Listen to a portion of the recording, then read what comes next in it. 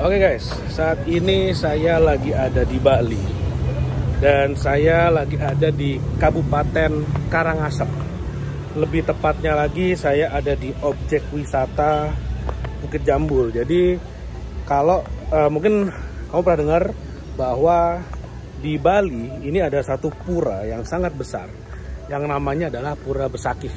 Itu adalah pura terbesar di Indonesia ya. Untuk rekan-rekan yang beragama Hindu, itu ibadahnya di Pura Besakih itu sangat besar sekali. Jadi mungkin kalau di Jakarta tuh kayak Masjid Istiqlalnya lah, atau katedralnya bagi teman-teman yang Nasrani. Nah, menuju ke Pura Besakih itu pasti akan melewati spot ini, dimana ini disebut sebagai Bukit Jambul. Nah ini kalau saya jauhin ya, waduh, ini view-nya bagus banget, cakep banget, sangat bagus. Nah, ini di atas ini adalah restoran sebetulnya ya. Nah ini kalau teman-teman bisa lihat itu di atas tuh restoran tuh. Jadi kalau kita bicara view, wah ini view cakep banget, sangat bagus sekali viewnya. Jadi sampai ke ujung sana tuh kelihatan tuh laut itu. Wah, jadi ada gunung, ada laut, tuh viewnya bagus banget. Nah, pertanyaannya adalah gini, kalau misalnya kamu punya properti, nah kita bicara bisnis properti. Karena properti ini adalah tentang lokasi, betul ya. Jadi dalam bisnis properti, perhatikan adalah nomor satu lokasi. Saya setuju, nomor satu lokasi. Nomor dua, akses. Wah nih, lihat view-nya bagus banget. Nomor dua, perhatikan akses jalan. Yang ketiga adalah konsepnya. Yang keempat adalah surroundingnya. Dan yang kelima adalah man behind the gun. Siapa nih yang mengelola? Nah, pertanyaan saya simpel. Kalau misalnya kamu punya properti ini, nah kamu punya tanah ini, ya mungkin nggak di sini ya, mungkin nggak di Bukit Jambul di Karangasem di Bali ini, tapi kamu punya properti yang punya pemandangan sebagus ini, ada gunung, ada laut kelihatan. Pertanyaan saya simpel, kamu mau pakai buat apa? Akan kamu pakai buat apa? Nah di sana akan kelihatan konsep berpikirnya bagaimana. Karena gini, tadi saya udah katakan dari 5 komponen properti, 5 komponen sukses bisnis properti, nomor 3-nya adalah konsep. Konsep ini akan membedakan sebuah project atau bisnis properti yang cepat habis dan yang lama habisnya. Saya kasih contoh. Misalnya ada sebuah kamu punya sebuah lahan. Luasnya 2000 meter persegi, atau kalau teman-teman di Bali nyebutnya 20 are.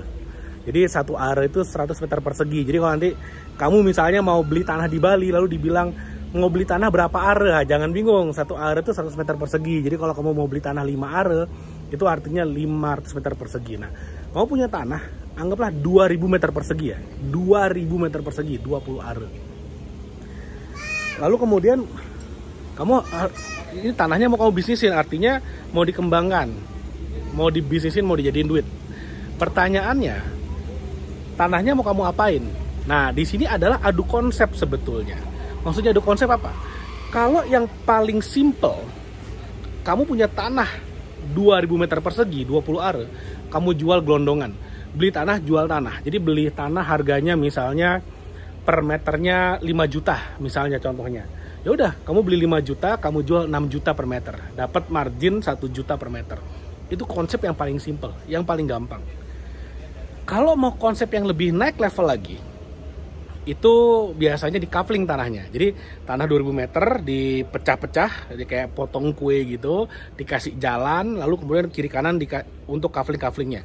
Dijual per coupling. Misalnya yang tadinya beli modalnya misalnya 5 juta per meter, karena udah di coupling, ada fasumnya, ada jalan. Fasum itu fasilitas umum. Ada jalannya, mungkin ada gate-nya, ada gerbangnya, ada gate sistemnya. Akhirnya bisa kamu jual 7 juta per meter atau 8 juta per meter. Marginnya lebih gede. Kenapa? Karena value-nya lebih banyak, karena tanahnya udah dipecah-pecah tuh.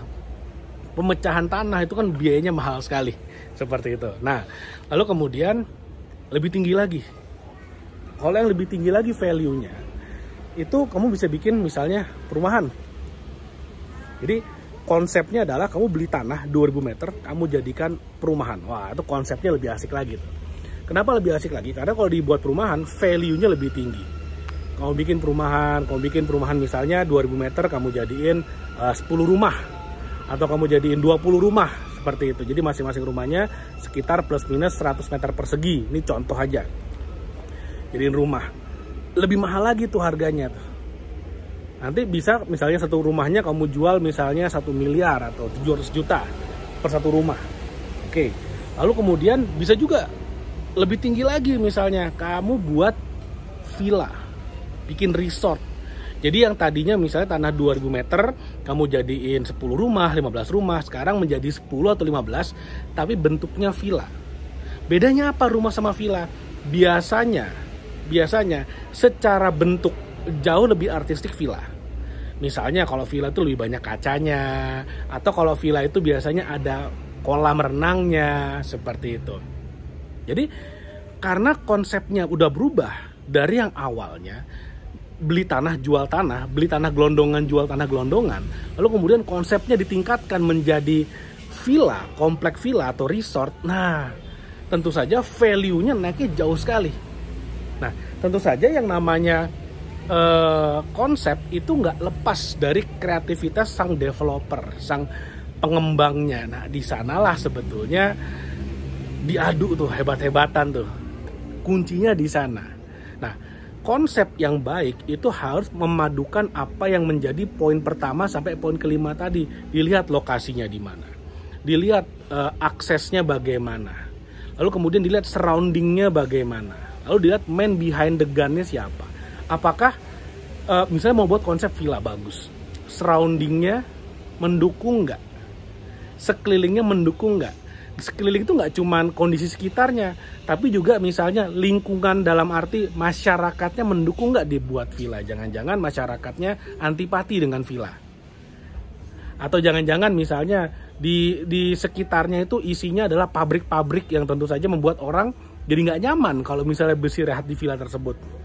Harus dilihat pengembangannya seperti apa. Jangan-jangan nanti tanahnya itu tepat 5 meter akan dibangun jalan tol tingkat 3. Wah, artinya apa?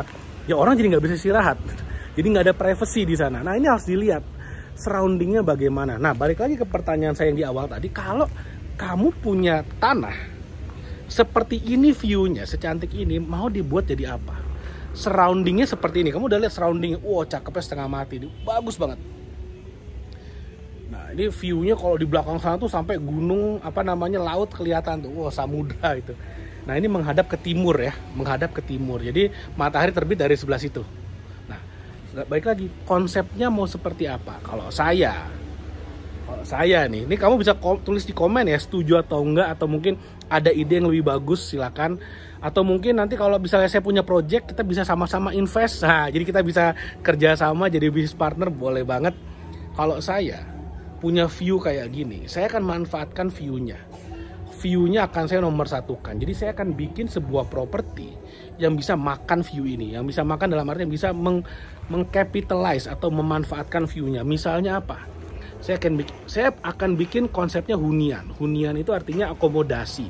Akomodasi bisa dalam bentuk hotel atau dalam bentuk villa. Atau sekarang yang lagi sangat ngetrend itu adalah glamping. Glamping atau kabin. Tapi kalau saya harus memilih, saya nomor satu yang saya pertimbangkan itu adalah cabin sebetulnya. Kenapa cabin? Karena cabin itu satu, bentuknya sangat simple, sangat private, jadi tidak digabung-gabung dengan yang lain. Jadi benar-benar satu cabin, satu sendiri dia. Jadi orang bisa liburan, bisa staycation, bisa honeymoon, terserah tuh, enak banget. Dan lihat view-nya keren banget. Jadi kalau cabin itu biasanya dominannya kaca, jadi bisa ngelihat ke sekeliling tuh enak banget. View-nya bagus. Dan yang paling enak dari cabin adalah karena dianggap bangunan semi permanen, knockdown, artinya kayak Lego, kayak puzzle, bisa bongkar pasang, maka perizinannya juga sangat mudah. Tidak seperti membangun bangunan permanen. Kalau kayak gini ya, yang ada di belakang saya ini restoran, ini bangunan permanen nih. Ini izinnya lumayan panjang tuh. IMB-nya kalau sekarang sebutnya PBG ya, persetujuan bangunan gedung, ada SLF dan segala macam, sertifikat layak pakai.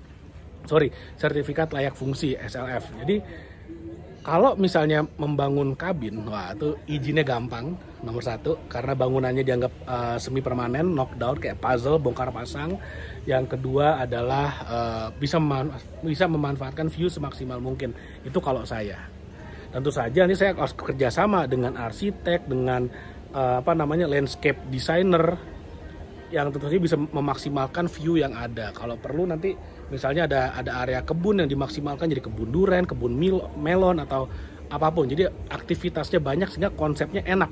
Misalnya contoh, saya kerjasama dengan pemain kebun melon misalnya, oke?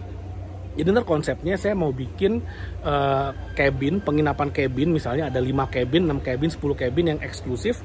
Lalu kemudian ada kebun melonnya, jadi nginep di sana boleh metik melon sepuasnya. Keren apa? Keren banget. Jadi ada story-nya di sana. Itu contohnya. Apalagi kalau misalnya cabinnya kita bisa pasang solar panel sehingga dia independen dari PLN.